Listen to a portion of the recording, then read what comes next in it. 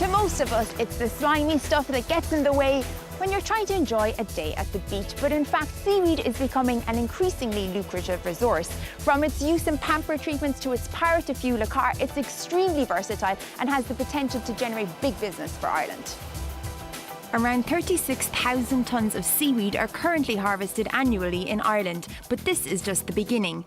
Dr. Anna Soler of the Irish Seaweed Research Group works in the area of sustainable harvesting. Is all of this seaweed still alive? Yeah, that's right. This seaweed would be what is under the water when the tide comes in. So we basically wait that the tide goes down, we come to the shore and we collect it. It's very important to know how you harvest them. This is a forest under the sea, which a lot of fishes, different tiny crabs, they depend on it. There is a lot of interconnections between them that it's basic for their life. When you cut the seaweed, in a way, you disturb the environment. It's very important that we take care of our actions. No? So seaweed is kind of like the rainforest of the sea. That's right, and you need to mind it. You need to mind it, yeah. Can I eat it? Yeah. It's very tasty. Go ahead. That's delicious. It is, isn't it? I never knew. Don't eat it all. If you get hungry at the beach, you can eat this stuff instead of having chips or ice cream. Oh yeah, and it's much healthier. Looking at all of this today, I can see why you'd really want to protect it. And if we keep putting a stress into the environment and keep just taking the natural sources, I think will be a moment that we might have a problem. And more as more industries are going to emerge in the next few years, it's important that we try to find other ways to secure biomass. So how do we generate enough seaweed to meet the demands of large-scale business while still protecting the biodiversity of the marine world? A team led by Dr. Maeve Edwards at NUI Galway may have the answer. We are looking at cultivating seaweeds, and so this is much more efficient because we can grow lots of the type of species that we want in one location. We're not so worried about weather, and you can go out to the seaweed longlines at sea to harvest very easily. And the EU are looking at this on a big scale. They are. We have a project called Energetic Algae, and we are one of 9 pilot facilities across Northwest Europe. We are growing seaweed, others are growing microalgae, and we are trying to increase the productivity by doing research in that area.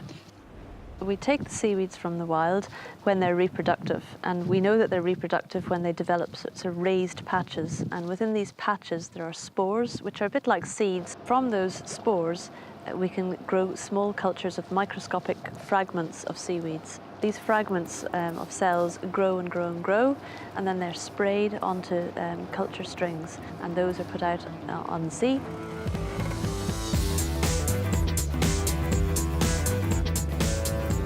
And what you can see on the surface are lots of buoys that provide buoyancy for header ropes that are seeded with the seaweeds from the hatchery.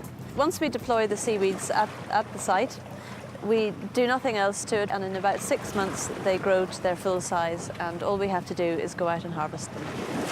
So you can see the string coming around here, and you can see the holdfasts connected from the string onto the rope. We've got a great long coastline. We've got very clean water, and the temperatures are perfect for the seaweed growth. Our agriculture industry is legendary, so why not? Why not grow seaweed? It's the next logical step. So we are preserving existing seaweed and now growing it out at sea, but what can we actually do with it? The options are many and varied, from biofuels to cosmetics, and of course we can always eat it. Researchers in Teagasc are working to harness seaweed's extraordinary health-giving properties. Maria Hayes is working on the Nutramara project at the Ashtown Research Centre. It could be termed a superfood. It's rich in fibre, it's rich in minerals and vitamins, and also proteins. And what we are trying to do is develop seaweed products from seaweed proteins that have beneficial health effects, especially in relation to high blood pressure and related diseases such as stroke and heart attack. The elements of the seaweed with these health-giving benefits are peptides or proteins, which could potentially achieve the same results as blood pressure medication, but with fewer side effects. Nutramara make these benefits accessible by baking seaweed into bread, which actually is not a new concept. Traditionally, especially during famine times, there was a culture of eating seaweed in coastal communities.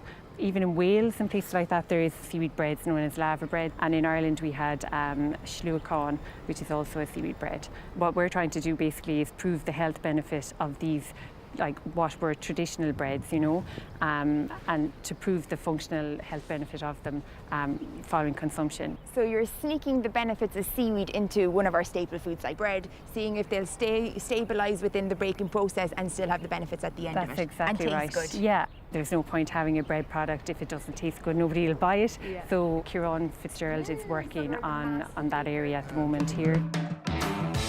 In you go.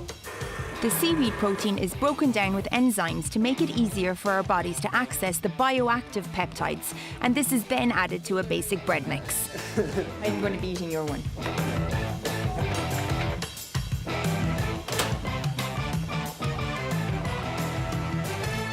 Delicious. Yeah, It's bread. it is, just with a bit of seaweed. It's yummy. It may still be slimy, but its potential is undeniable. So the next time you're walking on the beach, you might look at seaweed in a whole new light.